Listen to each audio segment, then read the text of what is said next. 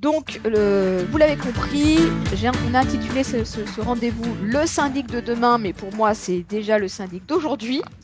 Je ne sais pas ce qui se passera demain, donc je ne parle que de ce que je connais pour l'instant, mais on peut toujours y réfléchir ensemble. En tout cas, ce qui est certain, c'est qu'il faudra toujours un équilibre entre le digital et l'humain et que tout ce qu'on met en place aujourd'hui n'est pas là pour remplacer nos professionnels. On le sait bien et on s'en rend bien compte tous les jours. Voilà. Alors, effectivement, ce soir, on a choisi des acteurs du secteur de la copropriété de l'immobilier en général, qui connaissent bien les outils digitaux, soit parce que ils sont éditeurs de logiciels, soit parce qu'ils les implémentent dans leurs solutions, ou parce qu'ils sont utilisateurs. Donc, c'est intéressant d'avoir ces différents points de vue qui se confrontent et qui se complètent dans le cadre de notre table ronde. Alors, pour commencer dans l'ordre, nous avons Fabrice Rebut, qui est directeur commercial Égide Informatique. Donc, il va se présenter tout à l'heure, mais bon, là, je fais juste comme ça un déroulé rapide. Johan Zaouch. Alors, vous pouvez faire des petits coucous, hein, comme ça. Bon, on voit vos noms normalement, hein, on voit vos noms, mais bon, c'est toujours sympa. Johan, quand vous entendez votre nom, hop, appel, voilà, ça y est, c'est moi. Johan Zaouch, directeur général du groupe ProArchive. Coucou Johan. Luigi Del Moral, directeur général de Côtois. Voilà. Et Hervé, alors c'est Ghislain, directeur commercial, certification NF Habitat, Cercal. C'est ça. Et voilà, je ne me suis pas trop trompée. Donc, maintenant qu'on sait qui sont nos intervenants, on va juste faire une petite introduction rapide et Gladys Lecomte, que vous connaissez bien, qui m'accompagne dans ces webinaires et qui est la responsable marketing digital chez mon immeuble, va par la suite vous donner quelques explications sur nos offres d'abonnement. Voilà, je ne vais pas revenir là-dessus parce que j'ai déjà un petit peu expliqué tout ça. Simplement, voilà, on va voir bien sûr de quelle façon ces outils vont accompagner les professionnels dans leur métier et en quoi ça va anticiper peut-être les besoins des immeubles. Voilà, est-ce que c'est une bonne chose? Est-ce que ça permet de se différencier de la concurrence? Est-ce que ça apporte des nouveaux services? Est-ce que c'est favorable? Eh ben, voilà, on verra ça dans le cadre de notre débat. Alors, je laisse la parole à Gladys, qui va vous redonner quelques informations comme ça globales sur notre média en ligne et aussi quelques liens pour ceux qui ne sont pas encore adhérents et qui souhaiteraient avoir plus d'informations ou tout simplement s'abonner directement. Oui, donc bonsoir à tous. Alors pour ceux qui ne connaissent pas encore, je vais faire quand même assez rapidement parce qu'on a beaucoup de gens qui sont déjà abonnés ou déjà au moins au Club Ami Découverte. Donc mon immeuble, c'est un média indépendant dans le domaine de l'immobilier et très spécifiquement dans le domaine de la copropriété. On existe depuis 22 ans voilà, comme site, comme média. Même s'il y a eu beaucoup d'évolutions. On a plus de 4000 membres maintenant et depuis tout ce temps, on a plus de 10 000 articles sur le site. On fait à peu près 40 rencontres dans l'année, donc que ce soit comme ce soir en webinaire ou aussi en présentiel, et ça reprendra à la rentrée le présentiel.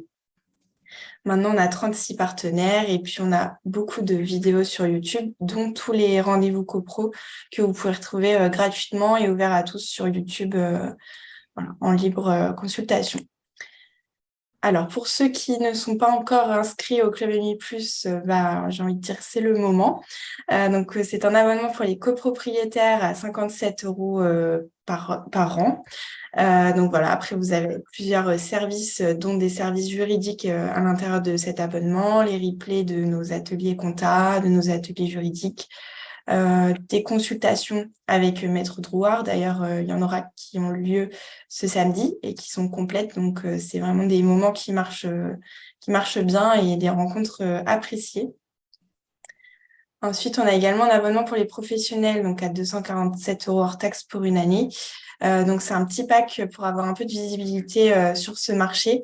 Donc, vous allez rentrer dans notre guide des pros, dont je vous mettrai le lien de téléchargement dans la conversation. Vous allez également pouvoir faire un podcast avec nous. Voilà, ce sera des petites choses comme ça tout au long d'une année pour être présent sur notre site. Alors, ensuite, au niveau des rendez-vous copro, donc là, comme Isabelle le disait, c'est le dernier de l'année, mais ça va revenir en septembre. Donc, courant juillet, on va vous envoyer un petit sondage avec un choix de sujet.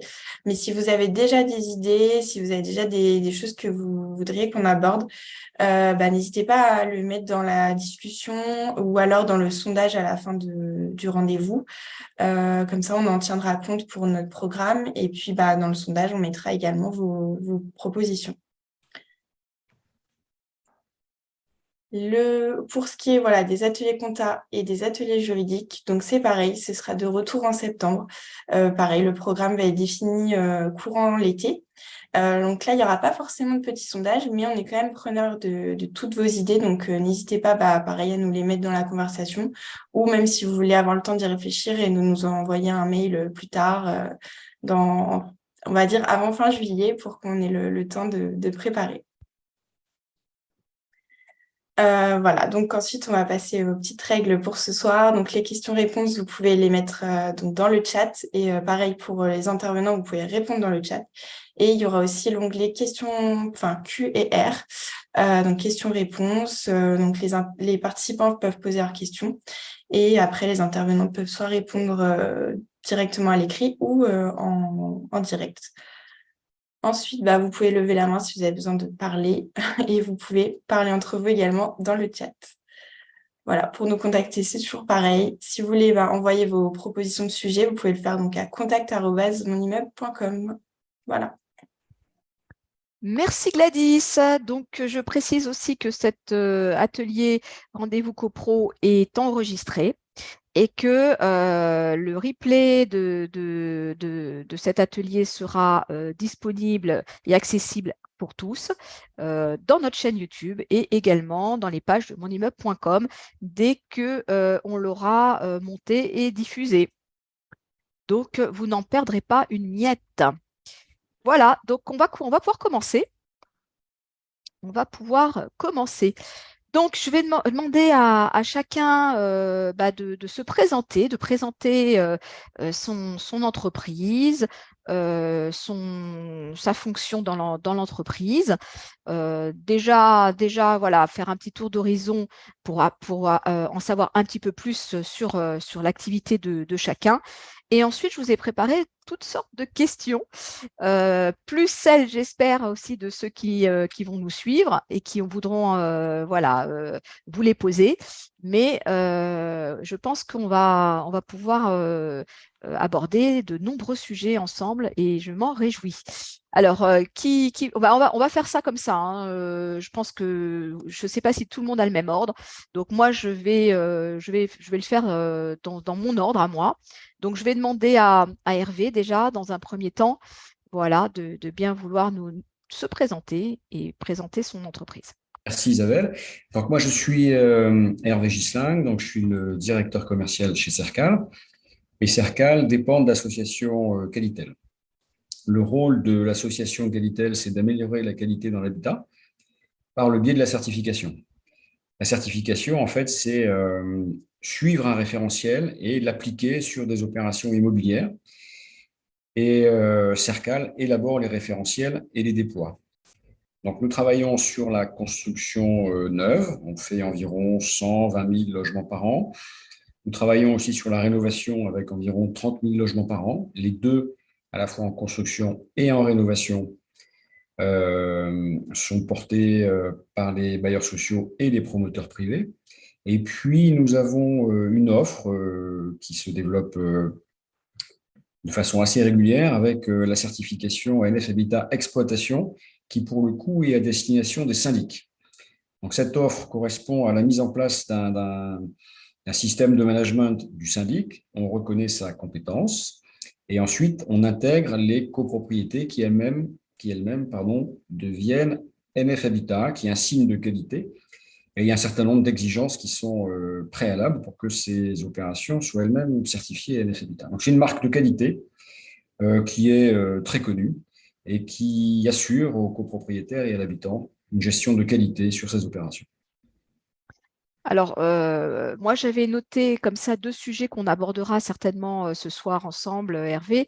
Donc, effectivement, cette certification des syndics de copropriété et par leur intermédiaire aussi, du coup, de l'immeuble en copropriété qui est géré.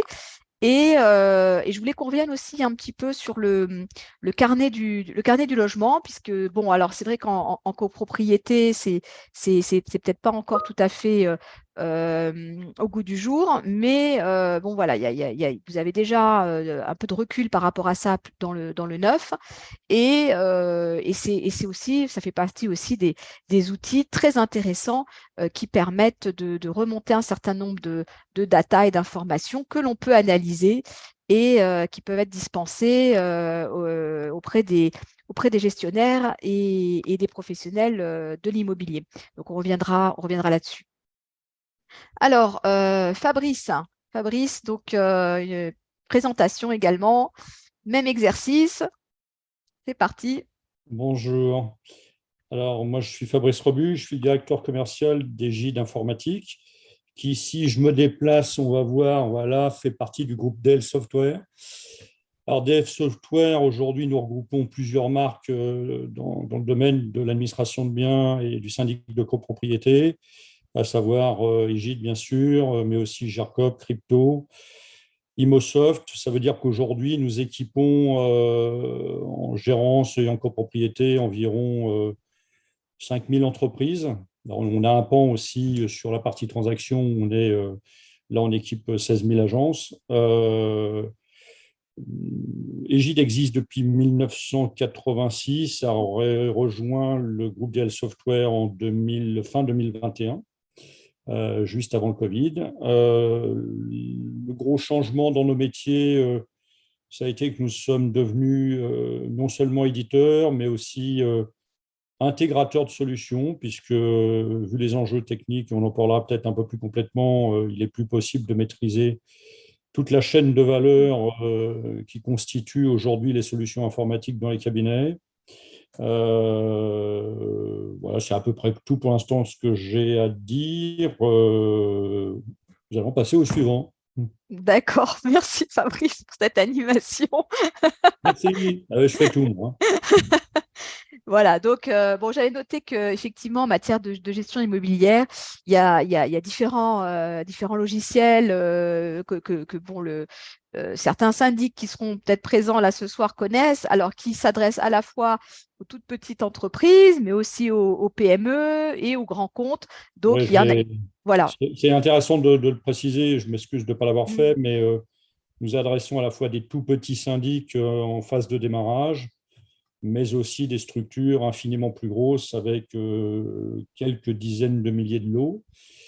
Et nous sommes aussi présents sur certains offices de HLM en syndic, mais aussi sur un domaine qui n'est pas celui de ce soir, sur une centaine de foncières privées, où là, on a une spécificité sur l'immobilier d'entreprise.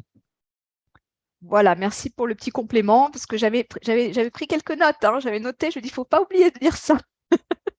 Voilà. Alors, Johan, donc, alors, on se connaît aussi en fait, bon, tous les intervenants qui sont là ce soir, je les connais, hein, donc je ne vais pas vous le cacher. Pour la plupart, ils sont partenaires de monimmeuble.com et donc, c'est ça aussi qui est intéressant, c'est que j'ai déjà échangé de nombreuses fois, interviewé ou produit des contenus pour ces différentes entreprises. Donc, je connais bien leur activité. Et alors, Johan, une petite présentation. C'est parti. Bonjour à tous, merci à mon immeuble pour l'invitation. Alors oui, Yoann Zaoui, directeur général du groupe ProArchive.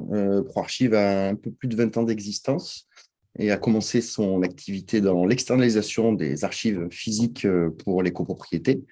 Donc aujourd'hui, ça gère à peu près un peu plus de 3 millions de lots pour environ 1500 cabinets clients et ce qu'on appelle des successeurs, donc environ 4000. Donc ces successeurs, ce sont finalement des copropriétés que l'on gère, enfin des copropriétés qui appartiennent à certains cabinets de syndic, mais pour lesquels on ne gère pas l'ensemble du portefeuille.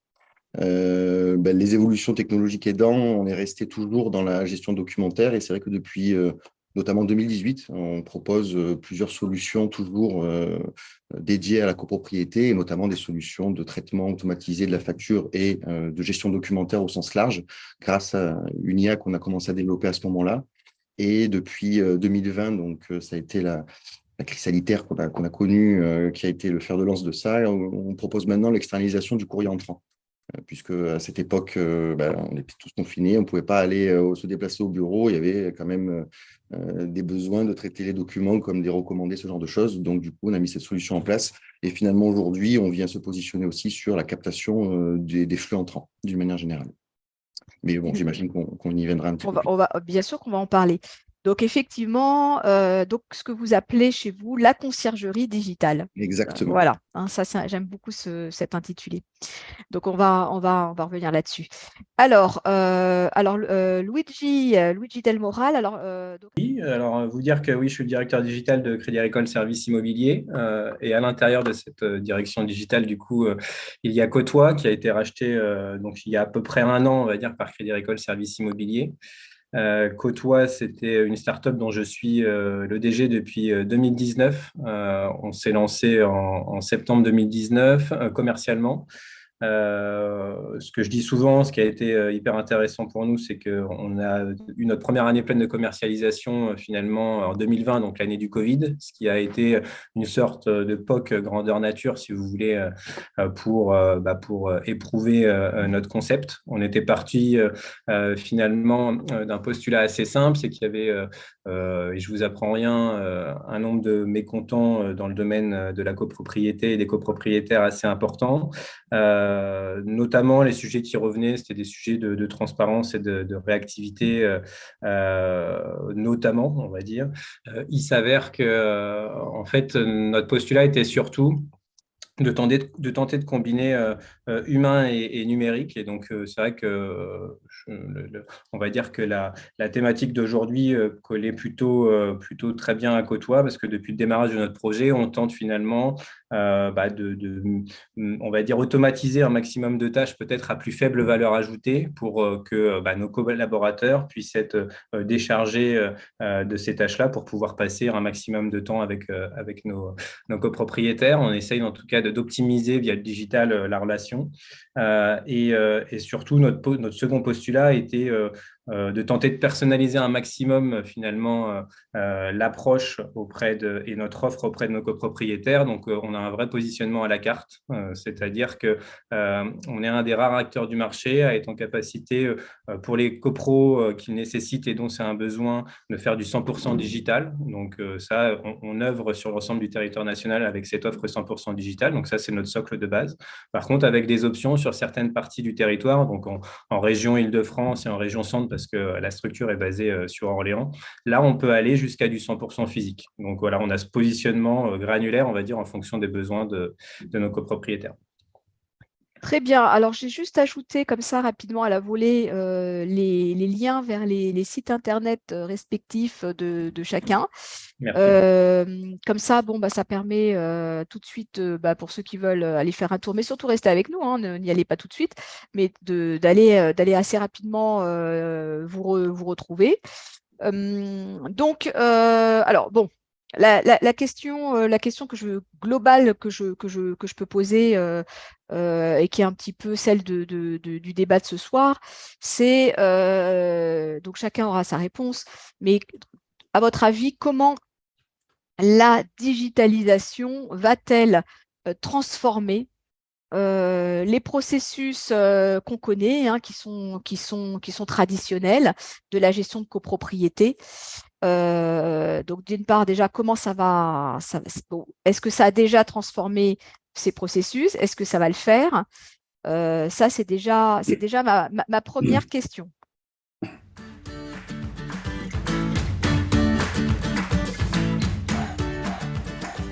plus rapide. Alors, la digitalisation, enfin, nous, société de services, éditeurs de logiciels, c'est un peu notre quotidien depuis toujours. C'est ce que nous appelions il y a 35 ans l'informatisation des cabinets, qui passait pour le coup du traitement global, comptabilité manuelle, comment dire, à une informatisation de la comptabilité. Tout ceci pour dire que le but de la digitalisation, à mon sens, et depuis 35 ans, c'est éliminer toutes les tâches qui ne sont pas à valeur ajoutée pour que les cabinets puissent se consacrer justement à apporter du contrôle de gestion, apporter plus de conseils à leurs clients, ce qui est souvent pas ou peu fait parce qu'ils sont pris par des tâches récurrentes, non valorisantes, et donc tous nos efforts quotidiens, c'est d'essayer d'éliminer ces micro-tâches qui n'apportent pas grand-chose dans le quotidien pour justement transposer derrière vers du conseil client. Donc, c'est une gageure. On est parfois poussé par le législateur. On le voit très bien, par exemple, avec le registre des copropriétés qu'on a été amené à automatiser, parce qu'à la main, ça se fait, mais c'est un peu plus compliqué, on va dire. Toutes ces surabondances de législation nous amènent, et ça, c'est valable pour l'ensemble des sociétés du groupe, à trouver des solutions permettant que ça ne soit pas trop chronophage. D'accord. Donc, bon, on va revenir là-dessus, mais c'est vrai que dans un premier temps, on était plutôt sur de l'automation, c'est-à-dire, Oui. voilà, automatiser. L'automation, ça veut dire automatiser des tâches répétitives pour qu'elles se fassent, pour les programmer automatiquement. Donc ça, c'est vraiment très, très intéressant. Mais tout ça, ça a des limites.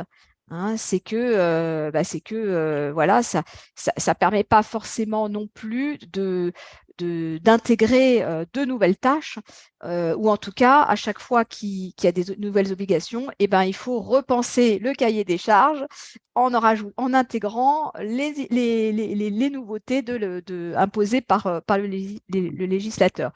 Et on a vu ça aussi avec la comptabilité, qui a été un grand moment avec avec la réforme sur la comptabilité des copropriétés, où oui.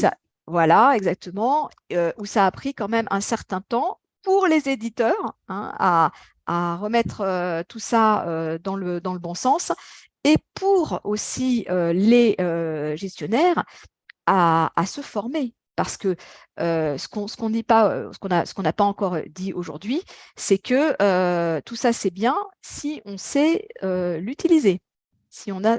Bon, il faut en avoir l'usage, mais il faut aussi savoir l'utiliser. Donc, Alors, je vais ajouter quelque chose, oui, Isabelle, si tu me permets, c'est oui. que le prochain défi, c'est juillet 2024. Peut-être que mes excellents collègues ajouteront un certain nombre de choses là-dessus. Ça va être la digitalisation du flux des factures, qui est un sujet qui va être assez chaud pour tout le monde, à la fois pour les sociétés de services et pour les usages chez les syndics de copropriété, parce que ça va modifier la manière de traiter le document facture, en l'occurrence. Très bien. Bon, ça, justement, c'est un sujet que Johan connaît un petit peu, le sujet facture Je aussi. pense qu'il le connaît bien. Oui. Voilà, il le connaît bien, donc je le taquine. Alors, qui veut continuer? Toujours sur cette question d'ouverture. Luigi?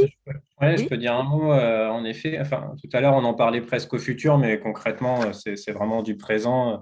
Donc là, Fabrice parlait d'une trentaine d'années, probablement, mais c'est vrai qu'en tout cas, je pense que la démarche est impulsée depuis un bon moment, notamment avec ce que j'évoquais tout à l'heure, c'est-à-dire que je pense qu'un bon nombre d'acteurs qui avaient enclenché la démarche, certes, mais ont dû quand même accélérer pendant la période du Covid, et on a pu voir que finalement, réaliser des AG en visio, et également via le vote par correspondance, par exemple, pouvait être un plus. Alors, c'est vrai que par contre, on aurait pu, nous, clairement, chez Côtois, on ne l'a pas notifié en tant que tel, mais on aurait pu penser que ça aurait permis de pallier parfois l'absentéisme assez important qu'on peut avoir en AG.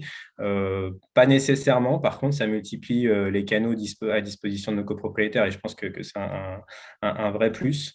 Après, peut-être un exemple, avant peut-être de passer le ballon à Johan, parce que On travaille avec eux, en effet, sur la partie digitalisation de la facturation, mais je pense qu'il en parlera mieux que moi. Peut-être l'exemple que je pouvais avoir, nous, quasiment depuis le démarrage du projet de Côtois, on a une application pour réaliser nos visites d'immeubles, si vous voulez.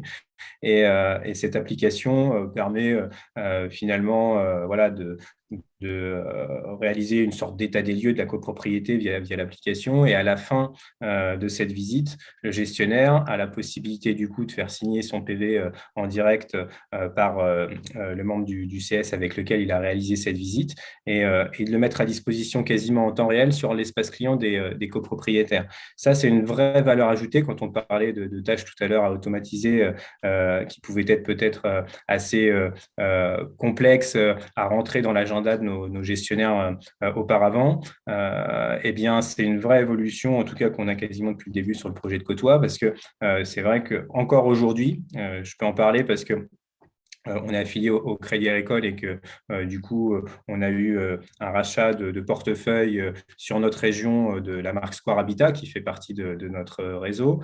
Et pendant quelques mois, le temps qu'on bascule les copropriétaires sur nos outils Côtois, eh bien, j'avais encore à cette époque, donc aux alentours des années 2021, vous voyez, c'est encore pas finalement si vieux, eh bien, des gestionnaires qui à l'époque, maintenant c'est le cas, mais n'étaient pas encore outillés, étaient obligés en fin de semaine de taper finalement leur PV à la main sur Word et de les envoyer à l'ensemble de leurs copropriétaires. Bref, c'est un simple exemple, mais c'est vrai que l'automatisation est en marche et il faut qu'elle soit vraiment au bénéfice de nos gestionnaires pour que derrière, les copropriétaires en ressortent la quintessence, quoi, si vous voulez. Exactement, exactement. Donc, on reviendra sur plus d'exemples concrets aussi des bénéfices pour les copropriétés. Alors, Johan. Oui, je vais compléter ce qui a déjà été très bien dit par mes deux collègues du soir. C'est vrai que c'est vrai qu'il y a on parlait de ProArchive pur sur la gestion documentaire parce qu'au niveau digitalisation, c'est vrai qu'il y a plein d'outils maintenant qui sont justement utilisés par les gestionnaires, qui sont très, on va dire, front office, donc qui sont mis au service justement de, on va dire, clients. Nous, c'est vrai qu'on est plus affilié sur les tâches back office, donc comment faire gagner du temps à nos clients par rapport au traitement, notamment. Donc, on a commencé effectivement par la facture. L'idée, en fait, c'est qu'on s'était aperçu aussi que dans on va dire un petit peu l'historique. Après, bon, il y a le papier forcément géré de manière très manuelle. Après, il y a eu l'avènement un peu de la dématérialisation. C'est la différence que je ferai avec la digitalisation, puisque c'était vraiment transformer ce papier en version numérique. Sauf que on s'est quand même retrouvé à l'époque, en tout cas, avec des bonnes GED qui finalement ne faisaient pas forcément gagner beaucoup plus de temps que ça dans les process. Simplement, on avait tout en version dématérialisée. Alors, c'est vrai que d'avoir d'un papier un fichier PDF, c'est quand même plus sympa et plus simple à transmettre, etc. Mais là où l'enjeu de la digitalisation du coup, c'est déjà de bénéficier des technologies qui ont vachement bien évolué et qui, à ce jour, continuent d'évoluer de plus en plus fort, de plus en plus vite. Donc, c'est bien d'avoir pris le train en marche à ce moment-là parce que les technologies évoluant, il faut ça, je parle plus pour l'aspect technique et développeur. Voilà, il faut toujours garder un minima d'actualité, voire même un petit peu être toujours un peu en veille sur ce qui se passe. Là, l'idée de la digitalisation, c'est vraiment de faire gagner du temps dans le traitement maintenant de l'information. Donc, typiquement, sur la facture, c'est d'avoir ce qu'on a essayé de mettre en place avec une intelligence artificielle qui va détecter les métadonnées. C'est-à-dire qu'on va enlever la saisie, par exemple, pour la comptabilité. On va l'enlever à un maximum parce que c'est impossible d'atteindre à 100%, ne serait-ce que pour des raisons, on va dire, humaines. C'est-à-dire que des fois, il y a la copropriété qui est mal identifiée, il peut y avoir encore des choses un peu manuscrites, ce genre de choses. Mais on peut atteindre des scores vraiment élevés et qui vont permettre de réduire ces erreurs, justement, de saisie humaine et, comme l'a dit Fabrice, de pouvoir plus basculer vers du contrôle de gestion, ce genre de choses. Et globalement, aujourd'hui, l'activité du cabinet de syndic, je pense, se transforme aussi, puisqu'initialement, c'était quand même très de la comptabilité pure. C'était, on va dire que le pilier fondateur de l'activité de syndic, c'est vraiment tenir la comptabilité de sa copropriété. Mais aujourd'hui, je pense que grâce à ces outils, ça bascule plus effectivement sur une offre de service. Je pense que nos clients essaient de se différencier de plus en plus là-dessus. Et je pense que les copropriétaires sont plus intéressés justement d'aller vers un cabinet qui vont leur proposer plein de services en fait pour gérer leur copropriété et pas seulement quelqu'un qui fait bien la compta. Exactement. Ça, on va y revenir aussi, mais c'est très intéressant. Oui, parce qu'après, je voudrais qu'Hervé aussi puisse donner son avis. Mais bon, lui, Bien oui, entendu. Excusez-moi, non, c'était simplement pour étayer ce que venait de dire oui, Yoann, vu qu'on est client de son service. Et donc, du coup, très clairement, ce que je peux donner sur Côtois, c'est qu'on a un volume de 1500 à 2000 factures mensuelles. Et c'est vrai que la mise en place de son outil a permis finalement de gérer, de diviser par deux le taux de traitement finalement de nos collaborateurs. Donc, c'était simplement pour étayer le propos. très bien. Bon. Merci. Bon, bah, c'est un beau témoignage hein, pour Johan. Alors, Hervé, donc, alors peut-être un autre point de vue, hein, un peu différent, mais aussi sur, bah, peut-être par rapport alors, est-ce que la certification des syndics fait intervenir ce volet-là? Je ne sais pas, mais c'est intéressant. Et oui, Ah, en tout cas, ce qui a été expliqué est intéressant. Notre position, elle est un petit peu différente. En effet, nous, on est d'abord là pour essayer de définir avec le syndic une organisation optimum qui va permettre d'avoir une relation en fait assez fluide avec les copropriétaires ou les locataires des opérations qui sont gérées par le syndic. Donc on est moins dans l'outillage, entre guillemets, hein, à part le carnet d'information du logement, que sur les process.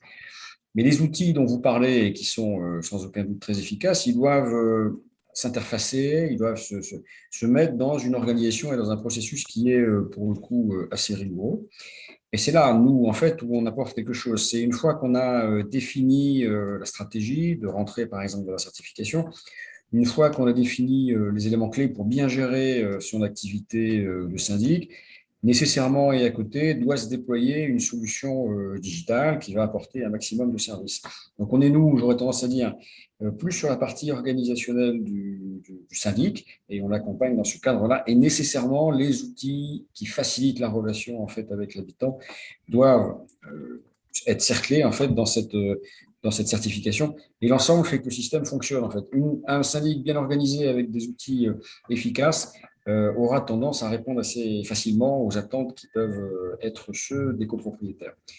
Là-dessus, nous, on intervient en deuxième étape, une fois que le syndic est certifié, on intervient sur la copropriété, qui est vraiment le fond de notre action, hein, c'est de faire en sorte que l'habitant soit bien dans sa résidence, avec un certain nombre de services qui sont proposés, notamment par le syndic, bien sûr. Et c'est là où le lien se fait avec le carnet d'information du logement, qui est quelque chose effectivement d'assez nouveau, qui vient se rajouter par rapport à ce que vous avez exprimé, mais qui a l'avantage en fait de donner un carnet avec beaucoup d'informations, mais qui du coup est rattaché à la copropriété. Donc c'est aussi un élément qui est intéressant. Le carnet d'information du logement en fait regroupe beaucoup de données. Peut-être qu'on diffusera cela un petit peu plus tard, mais vraiment à la copropriété, dans lequel évidemment le syndic s'inscrit, puisqu'il a accès au carnet d'information du logement. Voilà, donc c'est une espèce d'écosystème qui se met en place entre le syndic, la copropriété, les outils que vous avez présentés, et puis ce carnet d'information du logement qui est un élément nouveau. Vous avez dit tout le monde n'est pas concerné, mais en fait, il y a beaucoup d'acteurs qui sont concernés, puisque les opérations neuves qui arrivent chez les syndics de copropriété doivent évidemment disposer d'un carnet d'information du logement. Donc alors ça c'était depuis depuis le 1er janvier 2023, hein, je crois, hein, voilà. pour le neuf, hein, c'est Pour les ça. opérations neuves Voilà. depuis le 1er janvier 2023, donc elles n'arrivent pas encore en copropriété, mais c'est tout bientôt. Mais c'est aussi le cas pour les opérations qui ont fait l'objet d'une rénovation significative Oui. et énergétique, avec l'obligation de transmettre ce carnet d'information du logement à la copropriété. Donc c'est quelque chose qui, pour le coup, est vraiment accessible aux copropriétaires et où il retrouvera une espèce de carte d'identité, de carte vitale de son logement grâce à ce carnet d'informatique, voilà, sur la partie qui concerne plus particulièrement l'activité de certification que je porte. Très bien. Bon, on verra un petit peu en quoi ça consiste. Alors, donc pour continuer avec mes petites questions, donc on a un petit peu vu le contexte. Donc, à votre avis, quels sont les éléments clés? Parce on a un petit peu cerné, mais quels sont les éléments clés de la gestion des copropriétés qui vont vraiment et directement être impactés par la digitalisation? Donc, vous en avez un petit peu parlé, mais voilà, j'aimerais bien qu'on considère un petit peu plus peut-être les fonctions, les missions qui vont pouvoir être assistées, être accompagnées par ces outils. Alors, on a parlé notamment de la facturation, on a parlé de la comptabilité. Moi, il y a un sujet aussi qui m'intéresse. Donc, je sais qu'il y a plein de possibilités hein, aujourd'hui de tas d'outils. Donc, d'ailleurs, Fabrice a dit que même un éditeur de logiciel de sa stature ne peut pas développer tous les outils aujourd'hui dont aurait besoin forcément un gestionnaire, d'où la mise en place d'une marketplace ou d'une plateforme où on va pouvoir être relié ou associé à différentes sociétés qui ont elles-mêmes développé des solutions. Mais c'est vrai que, voilà, donc, dans quelle mesure on aura besoin de ces outils ou on a besoin de ces outils et pour faire quoi aujourd'hui? Alors, Fabrice, peut-être tu peux nous expliquer un petit peu.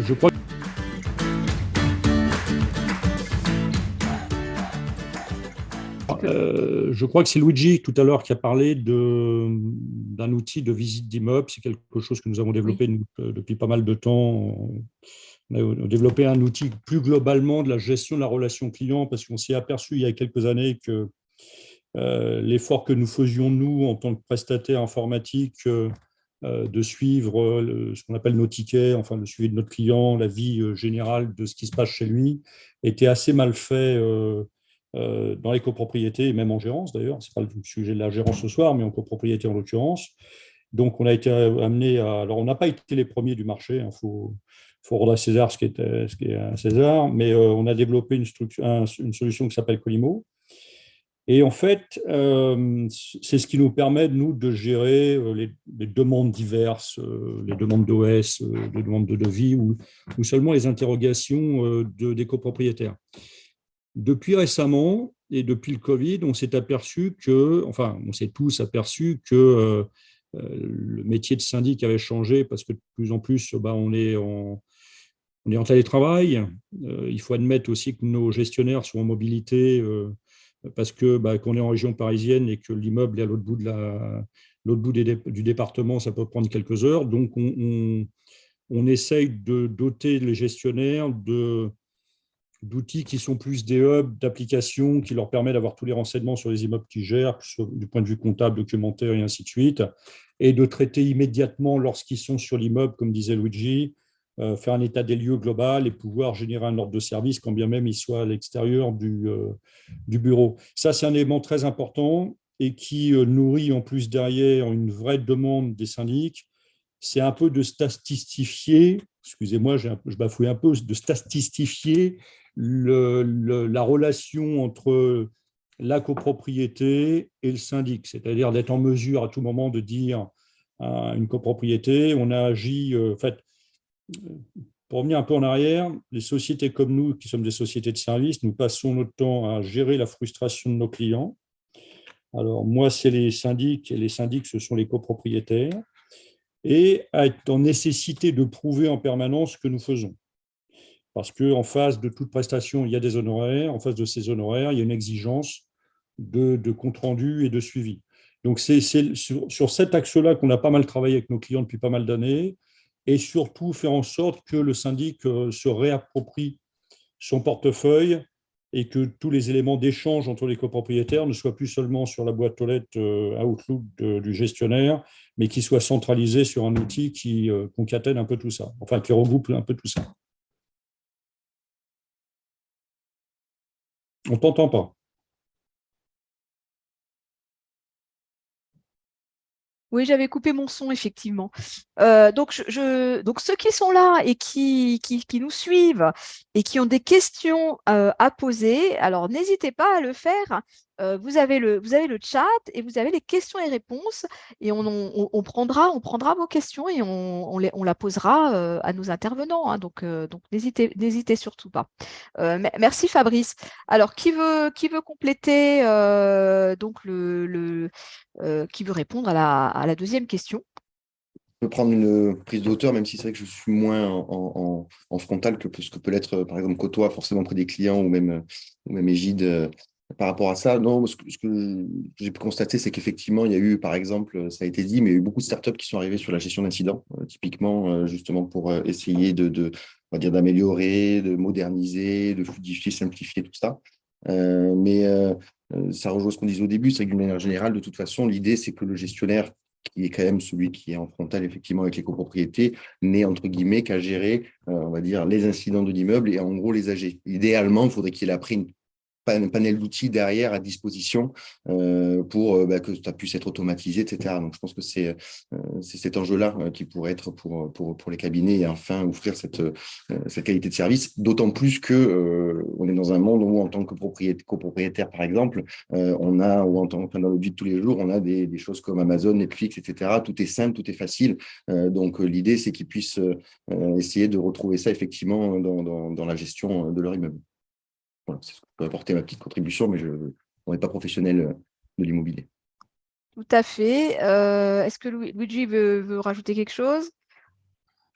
En tout cas, oui, je rejoins complètement ce qui vient d'être dit et par Fabrice et par Johan. C'est clair que chez Côtois, on a également un outil de ticketing maison, on va dire, et il permet, si vous voulez, notamment dans l'époque actuelle qu'évoque Johan, c'est-à-dire voilà, de l'ultra-réactivité, on va dire, dans divers domaines d'activité. C'est vrai que le fait simplement déjà pour le client, enfin, le copropriétaire, d'avoir l'information et la visibilité de l'évolution finalement de sa problématique, eh bien, parfois, ça peut suffire déjà à commencer à détendre, on va dire, une situation personnelle qui peut être parfois complexe. Donc, je rejoins complètement. Et après, pour aller aussi peut-être un peu plus dans la prise de hauteur et peut-être sur les sujets d'Hervé, mais si j'ai bien compris les enjeux de certification. C'est vrai que progressivement, la réglementation aussi nous pousse à avoir des collaborateurs, on va dire, tout terrain, mais en même temps qui doivent devenir de vrais experts avec les enjeux de rénovation énergétique qu'on va avoir. Et donc, c'est vrai que pouvoir en effet avoir des outils toujours plus performants sur les tâches, on va dire, plutôt basique du métier initialement, eh bien, permet peut-être progressivement aussi à nos collaborateurs d'être formés pour accompagner nos copropriétaires sur les enjeux qui arrivent, quoi. Donc, il y a aussi cet aspect-là. Ok, ben voilà, sans transition, Hervé, hein. Oui, complètement. Merci merci de cette remarque. En effet, l'humain restera un élément clé en fait dans la gestion des copropriétés. Et puis, les syndics doivent se former au fil de l'eau, en effet, sur plein de sujets. Donc, le fait de digitaliser doit leur permettre aussi de rentrer dans des façons d'appréhender les nouveaux sujets. Donc, la rénovation énergétique, c'est un sujet essentiel sur lequel ça ne s'apprend pas spontanément. Donc, la façon d'apprendre, c'est aussi de passer par des MOOC, des SPOC et d'avoir une compétence qu'on avance au fil de l'eau. On a à peu près la même chose que l'on peut transmettre aussi au niveau des copropriétaires. Enfin, il y a plein de choses qui existent pour se former. C'est aussi ce moyen de la digitalisation qui permet quand même d'être sur des sujets sur lesquels auparavant c'était assez compliqué. Désormais, on a accès à beaucoup d'informations qui permettent d'appréhender ce qui peut se passer sur les copropriétés.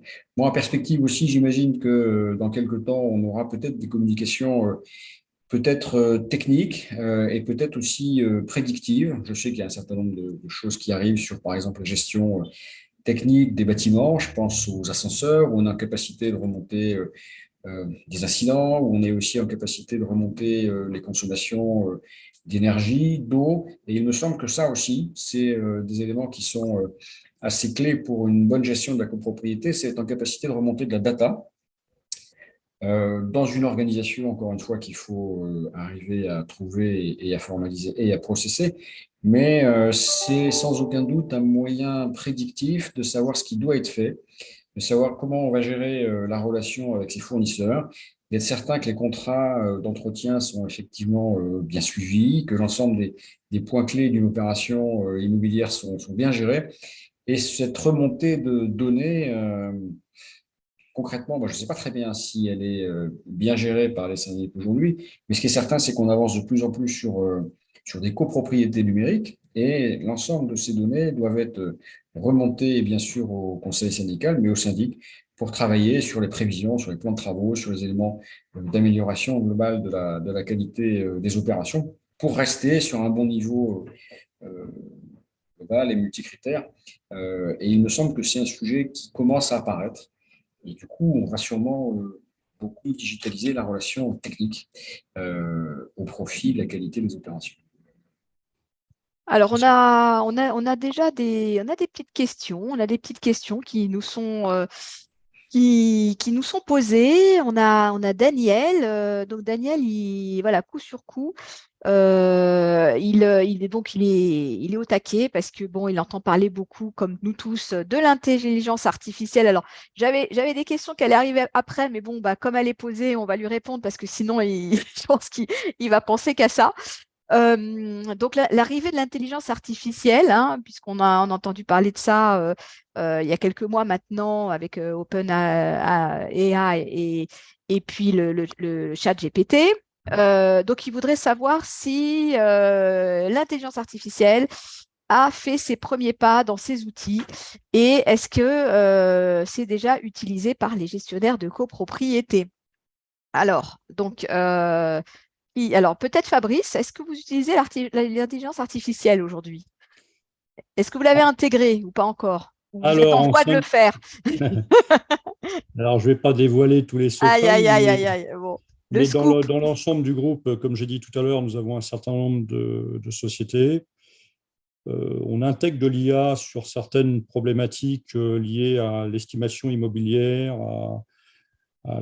sur notre logiciel de transaction que connaît peut-être Luigi parce qu'on équipe son groupe sur Imo Facile. On a intégré ChatGPT pour un certain nombre de choses. Après, c'est l'utilisation débridée de l'IA qui est toujours un peu risquée. Moi, je suis un peu aussi circonspect sur le sujet. Là où on va probablement, j'ai bien aimé ce qu'a dit tout à l'heure Hervé sur la gestion prédictive. Oui, C'est déjà quelque chose que nous avons établi sur un de nos logiciels en gestion où l'outil peut lancer lui-même des traitements récurrents sans pour autant qu'il y ait une intervention du comptable ou du gestionnaire pour qu'en fait, on ait à contrôler que vraiment la part infime de ce qu'il y a à contrôler tous les mois. Hein. Donc, en fait, oui, on est dedans. Maintenant, on est aussi circonspect que tout le monde sur l'utilisation et la bonne utilisation. Si utiliser de l'IA, c'est pour rédiger à sa place une résolution de copropriété, on a perdu. Si c'est pour faire quelque chose qui va permettre d'être plus efficient dans la gestion, on a gagné. Après, dans ce que disait tout à l'heure Hervé, dans la gestion prédictive, on a été amené, nous, à développer pour un grand client tertiaire une gestion des équipements, justement, pour prédire les entretiens à long terme. Et ce n'est pas le sujet là tout de suite, mais dans l'immeuble connecté aussi, c'est un sujet sur lequel on est au travers du BIM. d'accord, très bien. Donc ça réfléchit à tous les niveaux, que ce soit au niveau technique, au niveau de la gestion, au niveau de l'analyse des données. Je peux répondre, si tu veux, hein, vite fait à la deuxième partie. Hein. Oui, Le retour chiffré de l'impact sur les outils de productivité. oui, exactement. Deuxième partie de la question. Ah oui, on a des outils de mesure. Je vais donner un exemple. Il y a 3 grands pans sur lesquels nous travaillons pour rendre plus efficient les cabinets.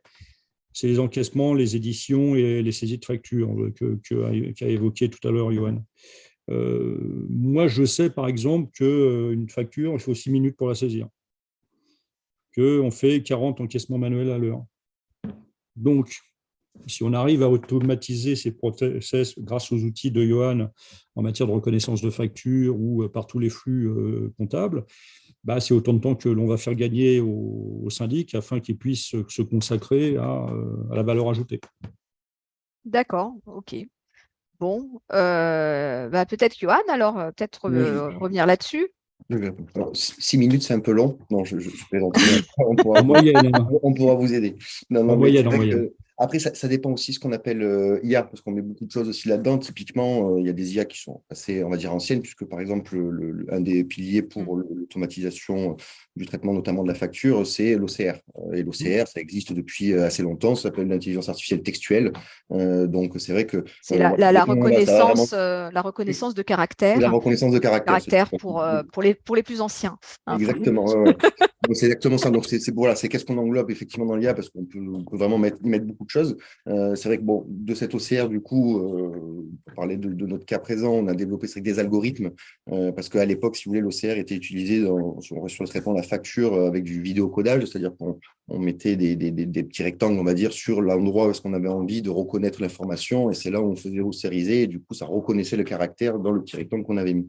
Nous, l'idée, c'était de créer après des algos, c'est-à-dire on ossérisait l'ensemble du document de la facture, ce qui fait une chaîne de caractères alphanumériques qui n'est pas compréhensible. Et après, c'était d'expliquer un peu, donc justement, cette intelligence artificielle, comme on expliquerait à un enfant comment est-ce qu'on reconnaît la date, comment est-ce qu'on reconnaît le fournisseur, enfin, toutes les manières dont, par exemple, la date peut être inscrite. Ça peut être de chiffres, un slash, deux chiffres, un slash 4 chiffres, ou de chiffres, un petit tiré, 3 lettres, un petit tiré, 4 chiffres, etc., etc. Donc, vous avez utilisé le machine learning. Exactement, c'est basé sur le machine learning qui nous a permis après, du coup, donc, comme indique son nom, mais du coup en français, donc c'est l'apprentissage, et à chaque fois, voilà, de lui donner des jeux de données et d'arriver avec des curseurs, et puis pour arriver vraiment…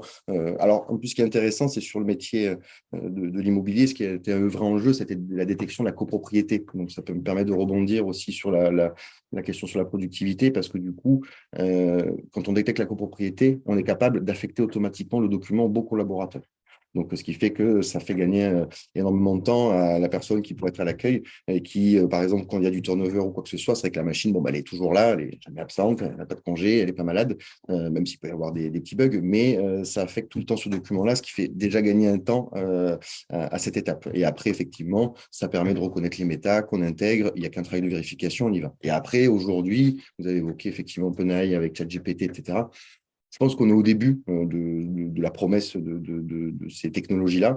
Alors, je suis plus optimiste que circonspect, même si j'étais un peu dubitatif au tout départ quand c'est arrivé. Mais c'est vrai que les retours, alors pour l'instant, c'est plus… pas tout à fait un jeu, parce qu'il y a quand même maintenant des choses qui sont intéressantes, mais c'est vrai qu'au début, c'était rédaction de l'article, c'était ce genre de choses, mais on voit qu'il va y avoir un potentiel assez monstrueux avec ces outils-là. Ça peut être parce que on bascule beaucoup sur l'électronique, les cabinets veulent se séparer globalement du papier et faire tout électronique, sauf que du coup, les gestionnaires se retrouvent avec une palanquée de mails dont ils n'avaient pas l'habitude forcément avant. Donc voilà, ça peut aider, je pense, à faire des réponses automatisées. Alors, ça peut pourra pas tout remplacer. Je pense que juste à des questions qui sont récurrentes et qui peuvent être rapidement analysées, qui peuvent être rapidement répondues. Mais justement, ça permettra de laisser les questions, on va dire, dites un peu complexes aux gestionnaires. Et justement, la vraie valeur ajoutée du gestionnaire, elle n'est pas, j'exagère, mais de répondre au copropriétaire pour lui donner son code d'entrée. Elle est de répondre à une vraie problématique qu'il a. Voilà. Donc, je pense que c'est dans ces outils-là. Et pour la mesure de la productivité, il y en a certaines effectivement qui existent. J'ai eu la chance d'avoir le beau témoignage de Luigi, puisqu'ils ont multiplié par 2 leur productivité sur le traitement de la facture. Voilà, on peut parler après de nombre d'heures et de temps gagné justement par les équipes en interne à différentes étapes du traitement du document. Oui, alors justement, Luigi, peut-être nous expliquer un petit peu, vous, si vous avez déjà implémenté l'intelligence artificielle, alors au service des copropriétaires ou en interne pour les équipes. En tout cas, ouais, l'exemple moi, que j'avais en tête et qu'il faut vraiment creuser, alors comme je l'ai dit en intro, c'est vrai que la force de notre projet, c'est qu'on est affilié à un grand groupe et du coup, c'est assez sécurisant, on va dire, sur tous ces sujets compliance notamment. Par contre, il est clair que du coup, on observe et on regarde toutes ces technos, mais pour le moment, voilà, on commencera à les implémenter dans nos outils quand on aura une pleine certitude sur toute la partie, on va dire RGPD notamment, et fiabilité. Donc, c'est deux sujets, mais c'est important. C'est vrai que on a quand même aujourd'hui, à mon sens en tout cas, je voulais rebondir sur ce que disait Johan, c'est-à-dire que ce qu'on a plutôt en tête, nous, si on parle de ChatGPT, ce qu'on a plutôt en tête, nous, aujourd'hui, c'est qu'il est clair que le fléau du métier aujourd'hui, c'est le mail. Et que du coup, pendant que nos collaborateurs sont sur ces sujets-là, et en effet, pour souvent des sujets basiques, eh bien, du coup, ils ne sont pas sur les sujets vitaux, on va dire, de la copropriété.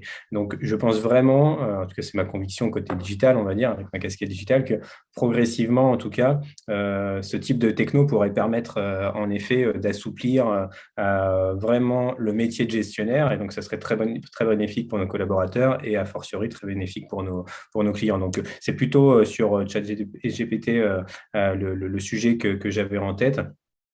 Et après, bien entendu, tout le projet de Côtoie est basé, en tout cas, sans aller jusqu'à l'IA, mais sur des tentatives d'amélioration de processus, soit via des outils internes, soit en s'affiliant avec certains partenaires. Pour essayer encore une fois. Alors, la question, c'est vrai, gain de productivité tout à l'heure, elle est importante, mais elle est importante si, en fait, ces gains de productivité servent, comme on l'a dit tout à l'heure, à diversifier finalement le quotidien et l'expertise de nos gestionnaires, plutôt que de toujours plus vouloir gonfler la taille de leur portefeuille. Vous voyez, c'est là où il faut vraiment, à mon sens, trouver le bon juste milieu, parce qu'on pourrait se dire gain de productivité, ah oui, ok, mais si c'est pour toujours plus finalement densifier ses portefeuilles, je pense que c'est contre-productif pour tout le monde.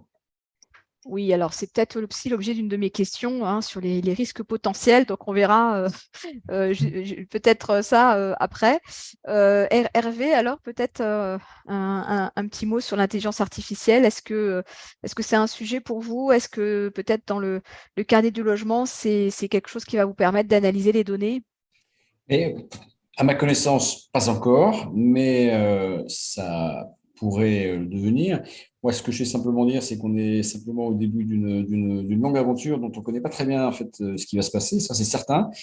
Donc, je partage tout ce qui a été dit et je suis entièrement d'accord avec cela, mais je pense qu'il y a dans un temps assez court beaucoup de révolutions qui vont se mettre en place dans la relation du syndic avec les copropriétaires. Je suis intervenu il n'y a pas très longtemps chez Mille et une Vie, qui est un grand bailleur, et un des acteurs, dont j'ai oublié le nom, disait qu'il travaillait sur l'intelligence artificielle en fait, pour identifier dans le son de la voix de quelqu'un qui appelle quel était en fait, le degré de tension, de risque, et pour déjà commencer à travailler sur les scénarios de réponse.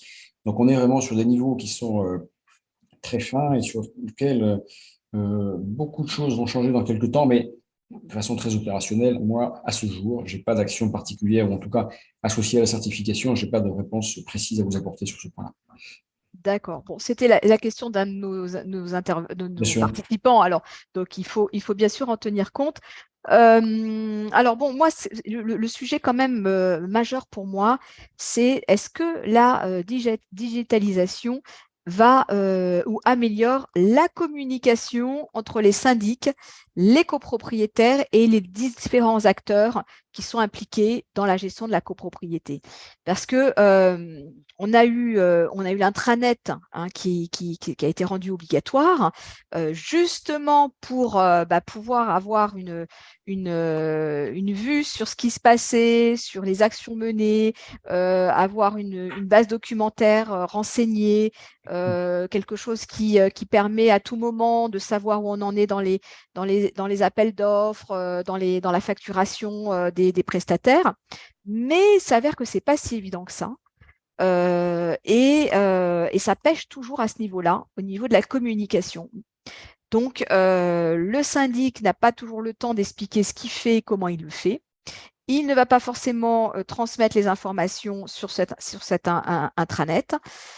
Et c'est pour ça aussi qu'il doit répondre à des tonnes de mails et d'appels téléphoniques parce que les copropriétaires n'ont pas l'information qu'ils souhaitent.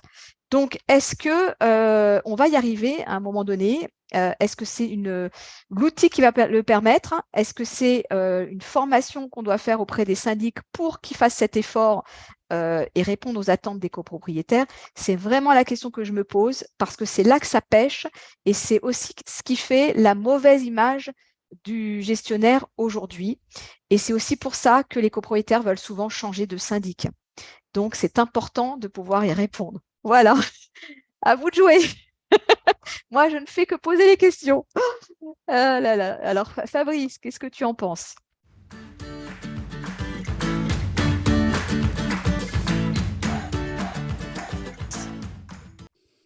On pense que les outils existent, hein, comme l'a dit Luigi tout à l'heure. Hein, nos plateformes, on dispose absolument de tous les éléments qui peuvent être mis à disposition des copropriétaires. Ça va des budgets en passant par les relevés bancaires qu'il est obligatoire de mettre maintenant sur l'extranet, des moyens de paiement qui puissent leur permettre de télépayer, des outils de signalement d'incidents. Tout existe. Le seul obstacle aujourd'hui, c'est la crainte du syndic de mettre trop d'éléments sur l'extranet et donc d'être parfois comment dire, trop sollicité par ses copropriétaires. J'explique tous les jours à mes clients et depuis fort longtemps que plus nous mettons d'éléments sur les extranets, plus la relation avec la copropriété est apaisée, puisque y a rien de masqué, tout est présent. Et puis, parfois, on me dit, ah ouais, mais si je me trompe, ils vont le voir. Bah oui, mais c'est légitime, parfois on se trompe. Et une bonne copropriété, je pense que Luigi pourra le dire, c'est d'abord une bonne relation avec le conseil syndical. Si les éléments techniques permettent de faire tout ce que tu viens d'évoquer. Après, nous, société de service, on propose. D'accord. Et c'est le client qui dispose. Voilà.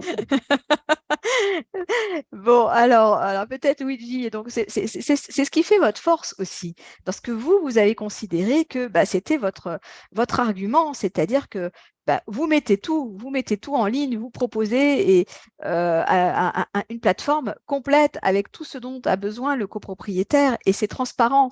Alors racontez-nous un peu ce Oui, que vous alors, faites. en tout cas, pour ceux qui nous connaissent, on est un projet où on essaye de rester le plus humble possible et on est là pour donner des leçons à personne parce qu'on est comme tout le monde, on commence à atteindre une taille, on va dire, raisonnable. En quelques années, on a aujourd'hui quasiment 450 copropriétés à gérer et donc on est quand même confronté exactement au quotidien aux mêmes problématiques évoquées par les uns et par les autres. Et on essaye en effet, en tout cas, c'est pour cette raison qu'on se lève tous les matins, c'est pour essayer d'améliorer, mais globalement, on va dire, l'image des syndics. Et on pense que clairement, en tout cas, l'avènement de ces nouveaux acteurs aide au moins tout le monde à essayer d'avancer dans le même sens. Et ça, je pense que c'est plutôt positif pour l'ensemble des copropriétaires. Peut-être... En tout cas, sur les sujets de communication, nous, ce qui nous avait vraiment marqué pendant la période du Covid, c'est que, et je rejoins ce qu'a dit Fabrice aussi, la parenthèse que je voulais apporter, c'est que finalement, on peut aller à peu près chez tout le monde au niveau du socle technique, on va dire, que ce soit du néo-syndic ou du syndic traditionnel, au niveau fonctionnalité sur les extranets, on est quasiment tous au même niveau. Je prêche pas nécessairement pour ma paroisse, mais on va dire que c'est plutôt derrière, j'ai bien aimé ce qu'a dit Hervé tout à l'heure, c'est-à-dire que les optimisations de processus qu'on peut en faire avec ces outils-là qui nous permettent de tenter de faire du mieux possible notre métier. Donc, une fois qu'on s'est dit ça, c'est clair que j'ai peut-être deux exemples à donner, mais qui finalement ne sont pas des révolutions technologiques.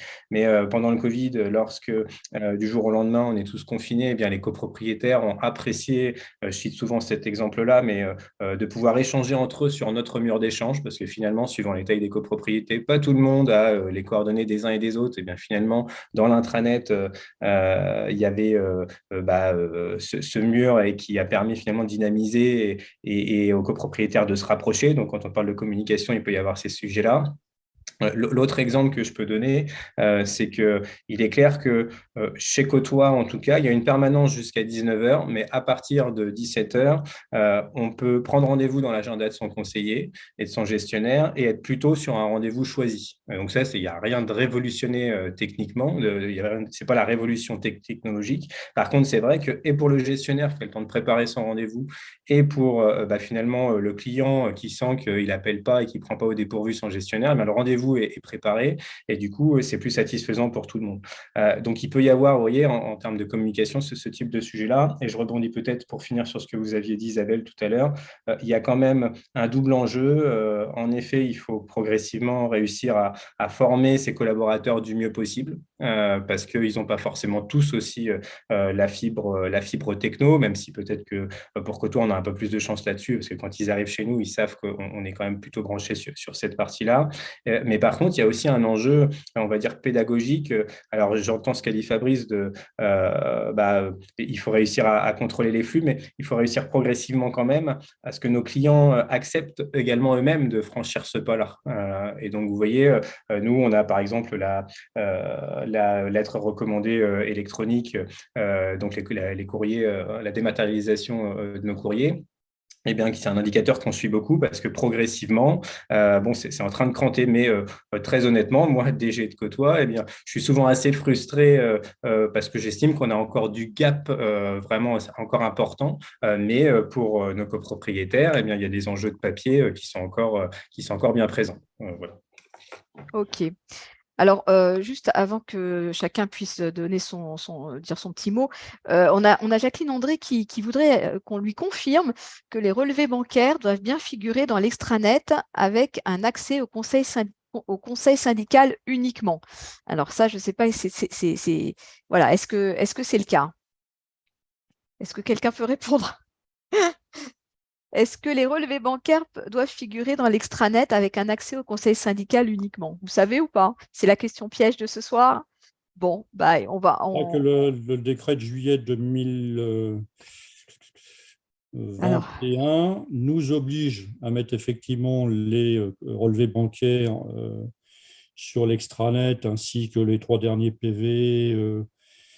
Mais après, est-ce que c'est un accès limité au conseil syndical? J'ai un doute. Nous, sur l'extranet, on peut choisir visible par tous, uniquement par le conseil syndical. La seule obligation, et Luigi peut peut-être me le confirmer, c'est de mettre les relevés bancaires en ligne. Ouais, j'étais en train de faire appel à un ami pour rien vous cacher. C'est la carte joker ou alors c'est l'appel à un ami. Il a fait un petit coup de chat GPT. Bien entendu. Ou un petit coup de chat GPT, on ne sait jamais, peut-être que voilà, il a peut-être la réponse. Sur le site de la FNAIM, vous avez effectivement les documents accessibles au conseil syndical. Il y a les relevés périodiques des comptes bancaires séparés. Je ne sais pas si ça répond. Voilà. J'aurais entendu, mais je voulais, avant de vous le certifier, je voulais quand même avoir la confirmation. D'accord.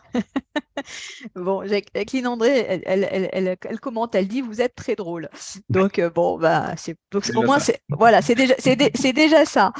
Bon, alors qui n'est pas intervenu là-dessus sur la communication? Un complément sur la communication. Voilà. Effectivement, je vois ce qui a été dit sur le fait que plus le syndic est transparent, de toute façon, pour les documents qui sont mis à disposition, mieux c'est, puisque un des arguments dans la fronde un petit peu des fois anti-syndic, c'est un peu nébuleux, un peu mystérieux. Après, de l'autre côté aussi, il y a le fait que cette loi Allure qui a mis en place l'extranet, il y a une petite liste un peu minimale des documents à mettre, mais il n'y a pas finalement un vrai plan de classement obligatoire sur lequel l'ensemble des documents exhaustifs que vous devez mettre en ligne. Voilà, il y a un début de quelque chose et après, c'est un peu tous les documents qui sont relatifs à la vie, un peu la copropriété. Donc, on va dire que c'est pour un peu aussi faire un peu l'avocat de l'autre côté. Et après, je pense qu'effectivement, il y a à la fois les outils. Nous, ce qu'on propose, par exemple, sur les flux entrants, c'est quand un document est validé et on peut automatiquement en fait, choisir la liste des documents qu'on veut mettre en ligne sur l'extranet. Et quand un document est reçu sur notre plateforme et que c'est validé, ça peut se pousser directement et dans le EP et dans l'extranet. Donc, ce qui permet en fait un petit gain de temps et pas s'amuser entre guillemets à déplacer le document pour les mettre dans les bonnes bannettes. Après, je rejoins aussi la conduite du changement, qui est quand même hyper importante. De toute façon, dès qu'on met en place des outils innovants dans un cabinet ou même pour les copropriétaires, il y a une conduite du changement, il y a des explications à mettre en place parce que tout le monde n'est pas au même niveau, on va dire, on n'est pas technophile, tout le monde n'est pas technophobe non plus, donc il faut composer avec les deux et puis chacun a ses arguments justement pour basculer vers l'utilisation qui me semble de toute façon de plus en plus inévitable des outils modernes en ligne qui vont permettre de bénéficier de ça. Donc, il y a à la fois les outils et forcément l'humain avec la conduite du changement. Très bien. Peut-être Hervé, un petit mot à ajouter. Oui, en fait, nous, sur la communication, il y a deux chapitres qui sont intéressants. D'abord, c'est la communication, c'est un chapitre à part entière du référentiel. Nous, on donne les orientations, on laisse après les outils se déployer. On n'est pas là pour dire quelles sont les solutions. Mais les 5 points qui sont ceux relatifs à la communication, c'est très simple. C'est assurer une permanence téléphonique, traiter les demandes rapidement, informer les occupants sur les interventions et les travaux, informer les copropriétaires sur les obligations réglementaires, mettre à jour l'extrait de la copropriété, contrôler au moins une fois par an les prestataires. Ça, c'est le cadre général. Ensuite, notre boulot, c'est de vérifier que c'est effectivement bien fait, et notamment dans le cadre avec des outils associés. Mais c'est au syndic, en fait, de proposer la façon de faire pour s'assurer que ces éléments de communication à minima sont effectivement en place. Le deuxième point qui est nouveau, c'est celui effectivement de Cléa. Et du coup, c'est un peu différent parce que Cléa, enfin, pardon, le carnet d'information du logement, le carnet d'information du logement est rattaché à la copropriété. Donc, c'est un peu dissocié en fait de l'activité de syndic et c'est vraiment rattaché au conseil syndical et à la copropriété. Et les éléments de communication qui sont importants, c'est notamment l'article 27 de la réglementation environnementale 2020 qui impose le suivi des consommations. Ça a l'air de rien, mais donner accès en fait au suivi des consommations énergétiques, eh ben, c'est un élément qui intéresse particulièrement les copropriétaires. Après, dans le carnet d'information du logement, on a l'obligation de transmettre un certain nombre de documents assez classiques, plan, DPE, notice des équipements, règlement de la copro, DE, DIO. C'est aussi un moyen de retrouver assez simplement ces éléments qui au quotidien peuvent être utiles. Donc ça semble assez basique, mais c'est une gestion électronique de la donnée qui permet d'avoir une communication facile. Et puis, le carnet d'information du logement, en fait, c'est une mémoire de ce qui se passe dans la résidence. On peut mettre assez facilement, et c'est le syndic ou le conseil syndical qui peut expliquer qu'est-ce qui a été fait, matérialiser la traçabilité des actions. Et puis, c'est quelque chose ensuite qui sera accessible aux différents propriétaires.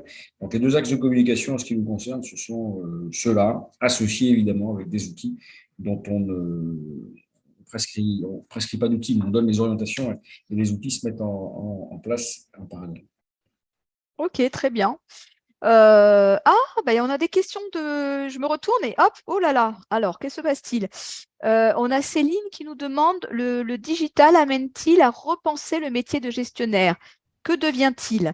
Alors justement, c'est un petit peu ma question sur les risques potentiels de la digitalisation. Comment les syndics de copropriété peuvent-ils les anticiper? Donc, on a déjà évoqué un petit peu avec Luigi le fait que l'automatisation amène à plus de productivité, ce qui voudrait dire que potentiellement on libère du temps. Donc, ça voudrait dire aussi que plutôt que de s'occuper un peu plus de la communication et d'aller visiter ses copropriétés ou de prendre du temps pour écouter ses clients, on prendrait plus d'immeubles en gestion, où on chargerait un peu plus la bête, parce que on libère de la dispo, donc du coup, on peut prendre encore plus d'immeubles et on peut être un peu plus peut-être rentable pour le cabinet. Donc ça, est-ce que ça ne serait pas un écueil justement d'aller trop loin dans cette démarche-là? Enfin, c'est un sujet pour moi. Et peut-être aussi, qu'est-ce que vous voyez comme risque potentiel si on allait dans les extrêmes, peut-être, et que du coup, il y aurait un peu moins de contrôle et d'analyse qui viendrait du gestionnaire lui-même et peut-être qu'il ferait un peu trop confiance à ces outils et que peut-être qu'on arriverait à commettre quelques erreurs d'interprétation ou de gestion. Donc ça, c'est la question que je vous pose. Quels sont les risques que vous voyez et comment on peut les anticiper? Alors, qui veut répondre?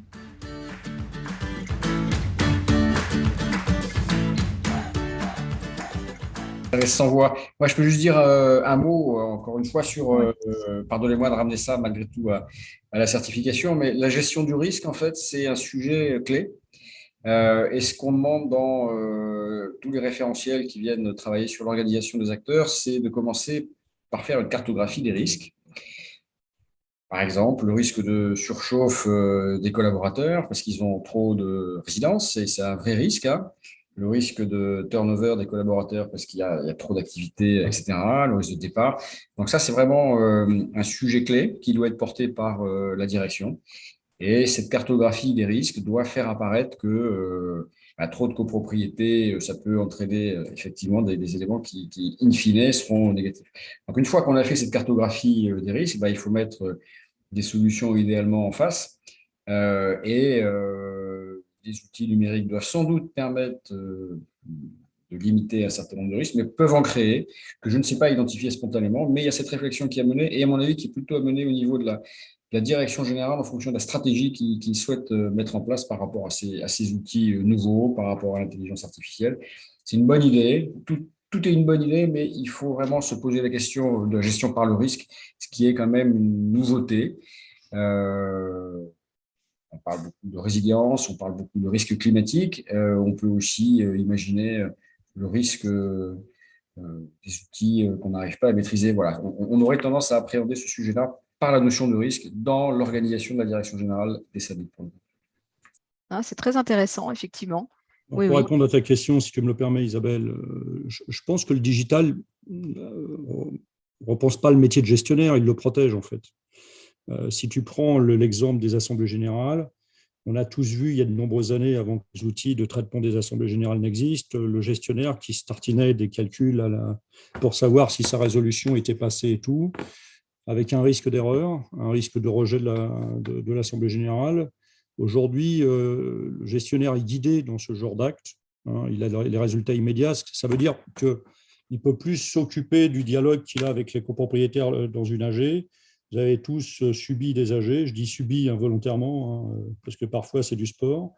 Si le gestionnaire est très confortable dans sa manière d'approcher son traitement d'assemblée générale, le digital l'aide et le sécurise. Et je reviens sur les outils dont parlait Luigi et sur lesquels j'ai rebondi tout à l'heure. Les outils, par exemple, de traitement de la relation client permettent d'éviter à ce qu'un copropriétaire dise « je vous ai appelé et vous ne m'avez pas répondu », puisque l'outil, lui, va tracer le fait qu'on a eu le ticket à 10 heures et qu'on a tenté de joindre le copropriétaire à 10h15. Donc, en ce sens, je pense que pour le gestionnaire, c'est protecteur. D'accord, ok. Donc, en fait, il y a la preuve de ce qu'il a fait, à quel moment il l'a fait. Et puis, l'aider aussi dans ces traitements. Une AG, c'est un acte technique, juridique très fort. S'il a une aide, ce n'est pas de l'IA, hein, c'est juste du bête calcul. Si on l'aide à faire en sorte que son assemblée est plus fluide grâce aux outils, ça le protège et ça lui permet d'avoir une autre attitude en assemblée générale. D'accord, ok. Qui veut revenir là-dessus, sur les risques potentiels et comment les anticiper? Très rapidement, juste pour compléter, je pense aussi que c'est au cabinet de savoir un peu de doser finalement là où est-ce qu'il veut mettre de l'innovation et de l'IA sur certains sujets. Il y a effectivement le risque qui pourrait être encouru, c'est de se jeter un peu comme la vérole sur le bac clergé à chaque fois qu'il y a de l'IA et sur tous les pans de l'activité. L'idée, c'est de se dire, OK, je rejoins le coup un peu de cartographie, un peu les flux, et de se dire, OK, où est-ce qu'on perd du temps, où est-ce que ça peut améliorer. Et pour rejoindre ce que disait Fabrice, l'idée, c'est que les outils, l'innovation, l'IA doivent amener des solutions pour dégager du temps aux collaborateurs des cabinets et pas justement les supplanter ou quoi que ce soit. Aujourd'hui, l'IA, c'est vraiment un outil d'aide. Comme un peu toutes les innovations technologiques. Donc, c'est au cabinet de se dire, voilà, c'est là où est-ce que j'ai envie de mettre un peu d'effort justement pour gagner, parce que c'est des tâches répétitives, chronophages et qui n'ont aucune valeur ajoutée. C'est ce qu'on disait un petit peu au début. Donc, voilà, la gestion de ce risque-là, elle est faite aussi sur dans quoi est-ce que j'investis dans l'IA, sur quel secteur. Exactement, exactement.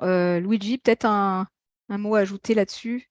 Oui, dire, il y a un sujet sur lequel qui va dans tout ce qu'on vient de se dire, c'est on a un métier quand même très réglementé et nous en plus on est affilié à l'acteur bancaire que vous connaissez, donc du coup il y a quand même parfois on pourrait avoir tendance à, justement, ça me faisait penser à la calculette là, évoquée tout à l'heure par Fabrice, c'est-à-dire qu'on pourrait avoir tendance à se dire très clairement, moi sur Côtois, on a 58 contrôles de conformité à répondre mensuels.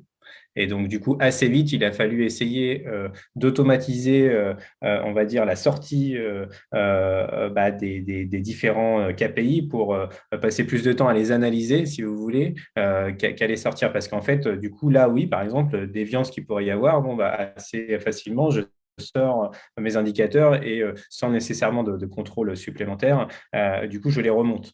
Et ce type de raccourci peut être dangereux en effet pour la profession. Donc, quand on parlait de risque, il y a celui-ci qui m'est venu. Non, nous, assez vite, on a plutôt essayé de tenter, encore une fois, on essaye d'être le plus humble possible sur le projet, mais d'être là pour passer plus de temps à analyser les problématiques lorsqu'elles sortent en automatique, plutôt qu'essayer de toujours aller chercher un peu plus de productivité. Et enfin, je reviens sur comment dirais-je, le propos que j'avais tout à l'heure. Chez Côtois, ce que je dis souvent, c'est qu'il y a deux types de roadmap. Une roadmap avec des évolutions directes et des évolutions indirectes.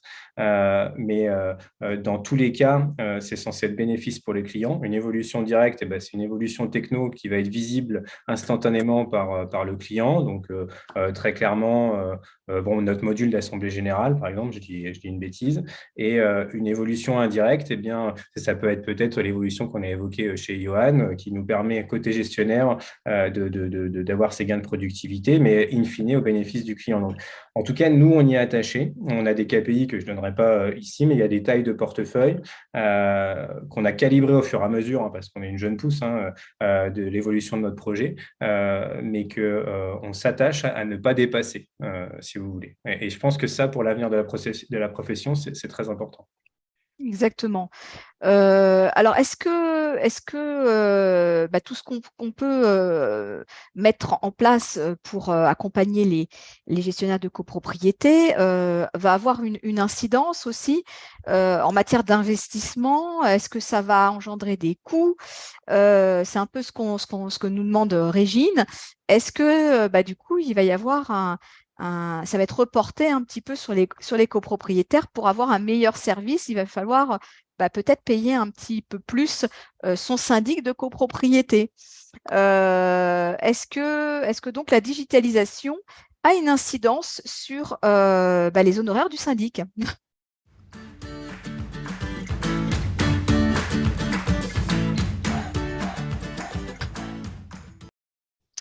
Je sais que c'est une bonne question. Allez, vous avez quelques minutes pour y répondre et puis après, on clôture. Voilà. Si juste avant, je veux bien répondre, ça sera peut-être plus facile pour mes petits copains derrière. Non, je veux bien prendre la main parce que ce que je veux évoquer, c'est que peut-être par rapport à d'autres positionnements que peuvent avoir certains de mes concurrents, chez Côtois, on a toujours dit qu'on n'était pas un syndic low cost. Et donc, oui, très clairement, c'est pas parce que on a un syndic augmenté ou on tente de gérer une partie de la relation à distance que nécessairement ça a moins de valeur parce que il faut que c'est à partir du moment où on traite les problématiques de nos clients dans des délais qui leur conviennent et de manière efficace ou aussi efficace, voire même plus efficace que si on était en 100% physique, eh bien ça a tout de même une valeur. Et donc, il est clair que, en tout cas pour nous, sans de là à dire que la digitalisation de la relation est un service premium, en tout cas, très clairement, eh bien, il faut globalement que je trouve que, bon là, on rentre dans un cycle, je ne vais pas trop rentrer dans les détails, mais inflationniste que tout le monde connaît. Et en tout cas, Et donc, ce n'est pas forcément le bon contexte pour évoquer ce type de sujet. Mais très clairement, pendant trop longtemps, les syndics ont sous-évalué et sous-facturé finalement pour aller chercher des affaires. Tout le monde connaît ça. Leur portefeuille, et aujourd'hui, ça devient un vrai problème parce que finalement, nos copropriétaires ont eu l'habitude de ça. Aujourd'hui, je pense qu'il ne faut pas avoir honte de justifier finalement tout ce qu'on produit. Et derrière, en effet, ça peut être associé à une facturation. Alors après, dit comme ça, bien entendu, il faut trouver le juste milieu, mais je pense qu'il faut assumer le fait que oui, cette digitalisation peut avoir un coût. Et après, par contre, on n'a pas les réponses à tout. Très clairement, aujourd'hui, nous, je vais juste dévoiler un tout petit peu cela. Il n'y a rien de très confidentiel, mais on va tenter de mettre progressivement en place le paiement en ligne sur notre espace. Eh bien oui, aujourd'hui, il y a encore peu de personnes qui y sont allées parce que finalement, ce paiement en ligne a un coût. Et donc, du coup, on le fait facturer au cabinet ou on le fait facturer au copropriétaire. Vous voyez, donc là, on est en train, nous, progressivement, plutôt de faire un test où le cabinet va tenter de prendre cette charge pour lui. Mais il est clair qu'il y a des choix à faire. On va dire, parfois, ça va être le copropriétaire, parfois, ça va être le cabinet. Donc, peut-être que les gains de productivité qu'on ferait justement grâce à cette automatisation de paiement en ligne nous permet de faire un effort vis-à-vis de nos copropriétaires. En tout cas, c'est le test qu'on va tenter de réaliser. Très bien, très, très intéressant. Fabrice, tu veux peut-être répondre? Oui. Alors, derrière, ce que te dit pas Luigi, c'est que derrière tout changement de législation, il y a des temps de développement. Là, je me pose côté société de services. Tu sais, il y a 2 ou 3 ans, je crois, quand l'ANA nous convoque, nous dit voilà la version 2 du web service pour le registre des copros, et vous avez 6 semaines. Bon, sauf qu'il y avait 50 jours de développement. Donc, ce que je veux dire par là, c'est que nous, on est en capacité de mutualiser ces développements et donc pas forcément les répercuter à nos clients parce que sinon, ça aurait des coûts considérables. Ce qui fait qu'à la marge, des fois, on répercute parce que quand tu es obligé d'investir 50, 100, 150 jours de développement par rapport à un gros changement de législation ou 200 jours, ça c'est arrivé. Fatalement, si on veut rester rentable et pérenniser nos entreprises, il y a un moment où il faut que nous refacturions aux syndics. Après, les syndics, ce qu'a dit Luigi, on a pas mal de clients nous, qui font du télépaiement parce qu'on a mis ça en place il y a quelques années avec 2 grandes solutions. Effectivement, nous le facturons puisqu'il y a la certification électronique au syndic. Après, doit-il le répercuter aux copropriétaires ou aux locataires? Ça, c'est plus de notre ressort. Il y a 25 ans ou 30 ans, quand j'ai vendu les premiers extranets, les cabinets facturaient aux copropriétaires. Tout à fait. Aujourd'hui, ça ne reviendrait pas du tout à l'idée d'un syndic de facturer l'accès à l'extranet. Donc, la réponse n'est pas complètement simple, quoi. Exactement, exactement. Hervé, peut-être un petit mot là-dessus. J'ai senti que ça titillait. Non, nous, on n'intervient pas sur la partie-là, non, ce n'est pas notre volet.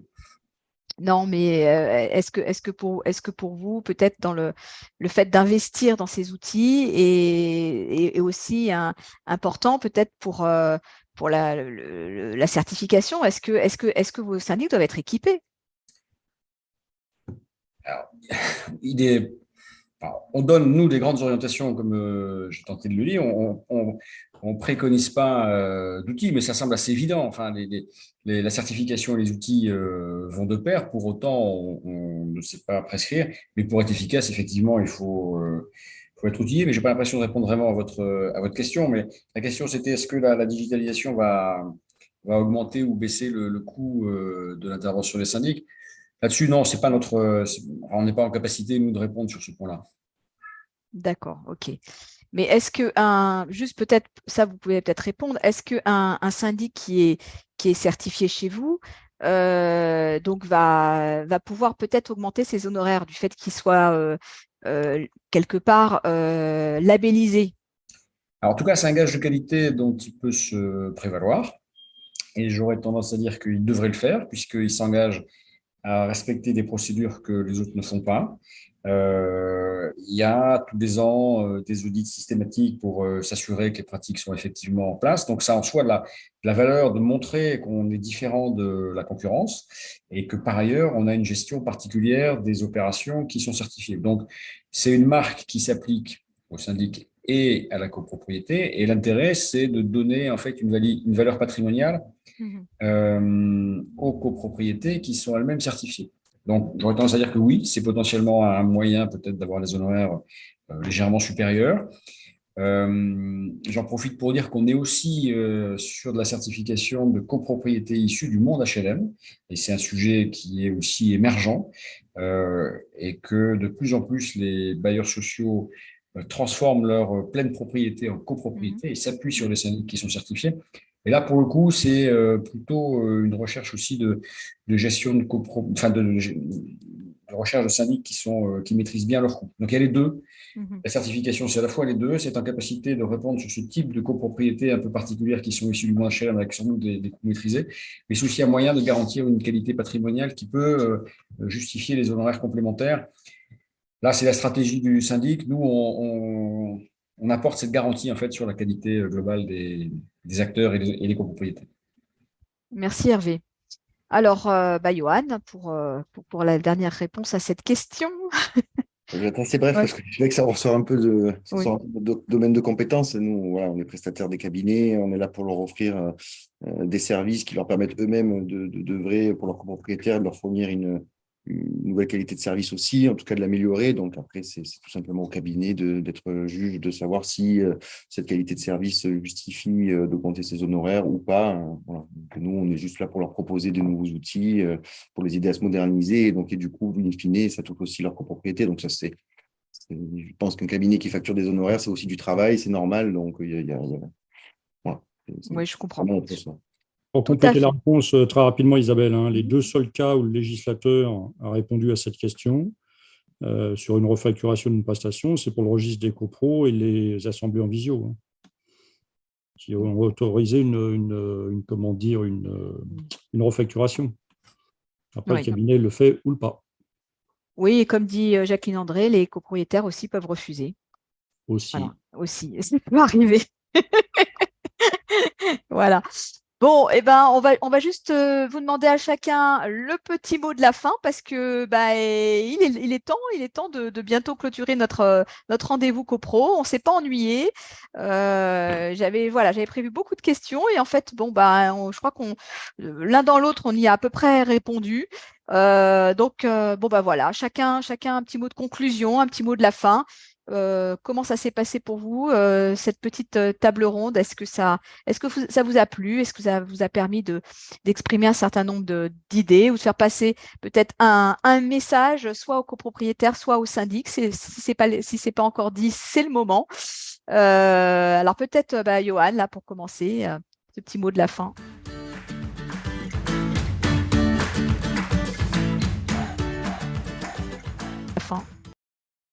Non, déjà, quand même remercier mon immeuble pour l'organisation de ce genre de webinaire. Félicitations à Isabelle et à Gladys pour l'organisation de ça. Après, c'est vrai que c'est des sujets qui sont très vastes, très riches. Donc, 1h30 quelque part, c'est beaucoup et c'est peu. Donc, mais c'est bien aussi de se retrouver avec des acteurs un peu différents dans ce même univers, justement pour échanger et évoquer ces sujets-là. Donc, c'est toujours bien enrichissant de savoir ce que les autres pensent. Alors, j'espère que ceux que nous ne voyons pas et qui ont assisté ont la même conclusion. Donc, à part vous dire merci beaucoup et une excellente soirée. Bon, c'est déjà beaucoup. Alors bon, il y en a qui étaient présents et il y en a qui reverront tout ça en replay. Donc peut-être qu'on aura des questions par la suite. C'est pas exclu. Donc je vous les enverrai si c'est adressé ou si on peut y répondre, on y répondra. Fabrice, le petit mot de la fin. Merci. Ah oui, c'est facile ça. Non, les sujets qui ont été abordés, c'est notre quotidien de société de services. Je crois que le maître mot de ce qui nous anime, c'est aussi une forte collaboration avec l'ensemble de nos clients, les échanges que nous pouvons avoir avec les syndicats professionnels, enfin tous les acteurs, les banquiers, parce que les banquiers sont des acteurs pour nous très importants sur les échanges de fichiers et tout.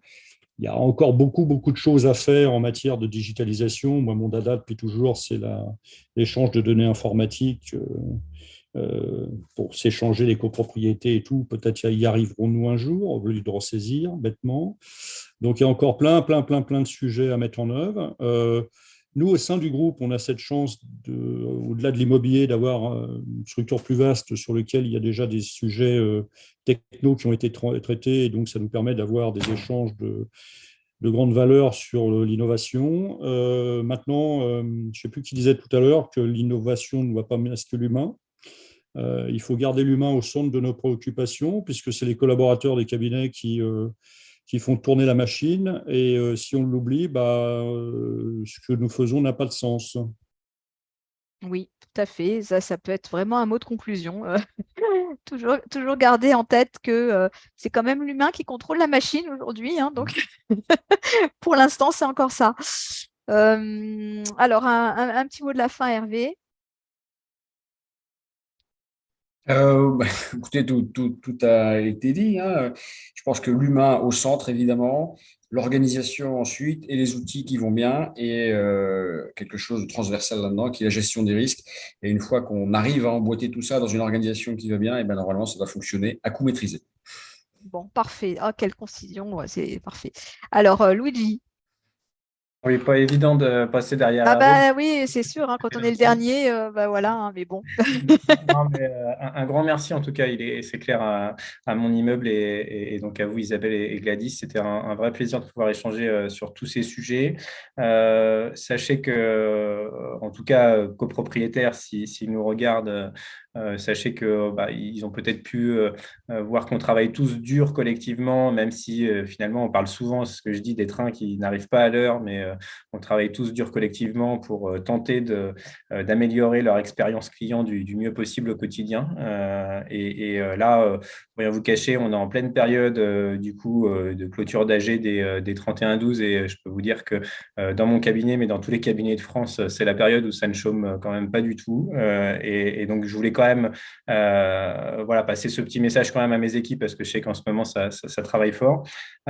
Et comme j'aime pas trop être collé, j'ai eu, donc je vais citer mes sources, Alexis de Coster pour ceux qui le connaissent, parce qu'il est un Oui. petit peu dans la profession, m'a confirmé en effet que notamment, il y a d'autres documents bien entendu, mais je n'étais pas certain de l'exhaustivité, mais notamment les relevés de compte en effet doivent être exclusivement mis à disposition pour les membres du CS.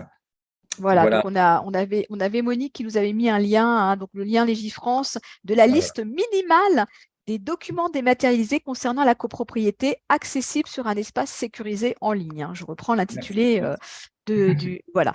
Bon, je vous remercie chacun d'entre vous d'avoir participé, d'avoir apporté votre petite pierre à l'édifice pour éclaircir un petit peu le sujet de la digitalisation pour nous tous, hein, les copropriétaires qui voient ça simplement simplement parfois par leur extranet ou par un manque de communication de leur syndic, et les gestionnaires qui aimeraient bien être assistés un peu plus par des outils performants qui vont leur faire gagner du temps, mais surtout qui vont leur permettre d'apporter des conseils à valeur ajoutée à leurs copropriétaires et d'avoir peut-être une vision à moyen terme, plus long terme de leur stratégie et certainement, comme l'a dit Hervé, une meilleure organisation au quotidien.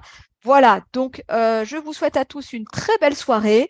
Alors, même s'il n'y a plus d'événements, on est toujours présent dans les pages de monimmeuble.com, ainsi que tous nos partenaires dont vous retrouverez l'actualité régulièrement, et bientôt ce replay qui sera à votre disposition. Donc, voilà, je vous dis à très vite dans les pages de monimmeuble.com et je vous dis à bientôt. Et merci encore pour votre participation. Au revoir à tous. Au revoir. Au revoir.